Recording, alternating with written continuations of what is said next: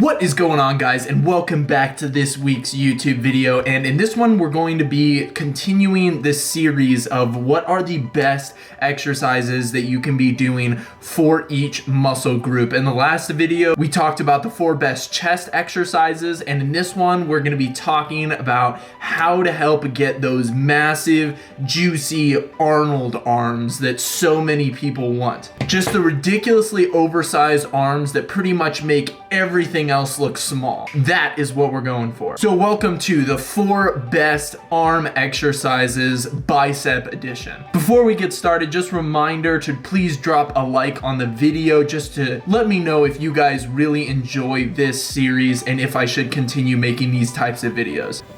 Let's do it. All right, coming in at the number 1 spot, the barbell or easy bar curl. Now, this is definitely one of my personal favorites, but I think that one of the best things about it is it allows you to do what are called cheat curls. Cheat curls are something that Arnold really emphasized in his training. The biceps are a muscle that make it so that if you just stay completely complacent and don't use any momentum to get the weight up at all, you're really not stressing the biceps as much as they can handle. In order to really push yourself to the limits, do easy bar curls and barbell curls and end each set with some cheat curls, which basically means trying to use momentum to get the bar up to the very top and then focus on a slow eccentric or slow negative part of the motion. These are really going to help you take your biceps to failure, and pushing yourself beyond what you're comfortable with is what you need to stimulate the growth that you want. Coming in at number 2, the weighted chin-up. This is definitely one of the more controversial exercises. A lot of people say that,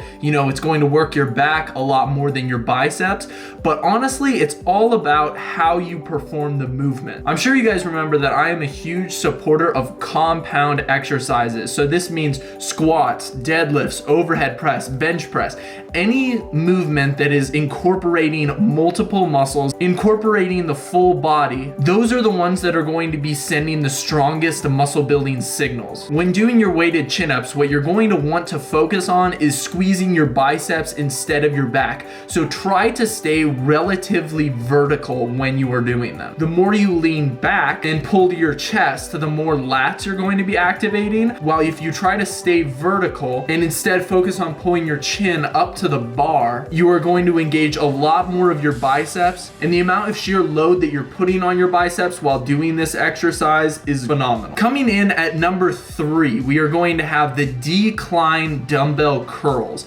Now, this is such a great exercise because it actually increases the range of motion of your curl. When you're sitting on an incline bench, it allows your arms to drop all the way down. Your bicep gets a full stretch at the bottom, and then the weight has to move a lot further to get to the top of every rep. And we know that there are multiple ways to progressively overload your muscles. You can add weight, you can adjust rest times, or you can simply increase the range of motion, which is why I love this exercise so much. It really causes full extension and full contraction of the biceps muscle, and you really don't have to use a lot of weight when performing this exercise simply because it's so much more difficult than your average curl. And the last exercise is going to be the preacher curl. Now, you can do the preacher curl with free weights like an easy bar, but I would seriously recommend trying to find some sort of machine or cable equipment. Preacher curls are a great isolation exercise, and one thing that you want to make sure that you have in an isolation exercise is constant tension throughout the movement. When you're using an easy bar with preacher curls, when you get to the top of the rep, there's really no tension on your biceps. And when you get to the very bottom of the rep, the weight is sort of pulling down on your arms instead of perpendicular to your bicep. So if you can, try to use cables or try to find some sort of preacher curl machine, because